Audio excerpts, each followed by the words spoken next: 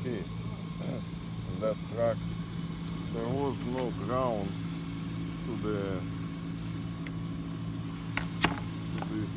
this relay, which basically your ignition pipe.